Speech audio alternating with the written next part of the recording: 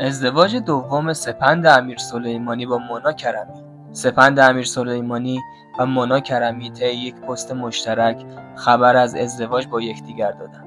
این دو نوشتند: من و جام و می و معشوق، الباقی اضافات است. سپند امیرسلیمانی در یک استوری با انتشار سکانسی از پایتخت 3 با ازدواج خود شوخی کرد، با آرزوی خوشبختی برای این زوج هنرمند و عزیز. و کمند امیرسلیمانی با انتشار عکسی از این دو عزیز نوشت: عروس چقدر قشنگه، ایشالا مبارکش باد. دومات خوش آب و رنگه، ایشالا مبارکش باد. قشنگای من، کنار هم خوشبخت‌ترین و خوشحال‌ترین باشید. از طرف خواهر شوهر. و مردم کلی کامنت های طنز زیر پست کمند گذاشتن. سپند امیرسلیمانی سال 1389 با خانم مارال آراسته که در یک مهمانی آشنا شدند با هم ازدواج کردند و سال 1393 بعد از 7 سال از هم جدا شدند و ازدواجش با مونا کرمی تجربه دوم زندگی متأهلی اوست. لطفاً نظرتون رو برای ما بنویسید و با هم بریم نظرات مردم رو بخونیم. کمند امیرسلیمانی نوشت: قربونتون برم.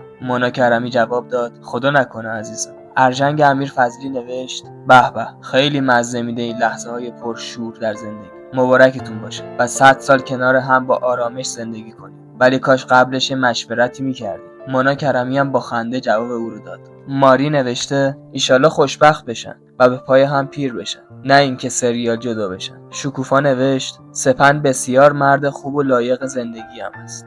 شخصی نوشته: چقدر با هم فرق دارن. شخص دیگری نوشته: چقدر قشنگن، خوشبخت بشن.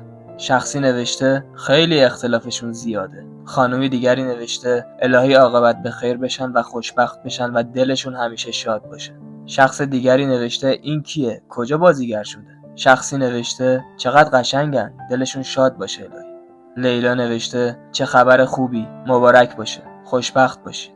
مونا کرمی متولد سال 1369 18 آذر ماه. او اصالتا شمالی است و اهل گلستان می باشد. خانواده مونا کرمی 4 نفر است و او یک برادر به اسم مجید دارد. مونا کرمی علاقه زیادی به تماشای فوتبال دارد، اما ورزش مورد علاقه او تنیس است. مونا بسیار کتابخوان است و به ادبیات کلاسیک جهان علاقه‌مند است. سپند امیرسلیمانی در سال 1356 زاده شد. پدر او سعید امیرسلیمانی بازیگر و کارگردان و تئاتر سینما است.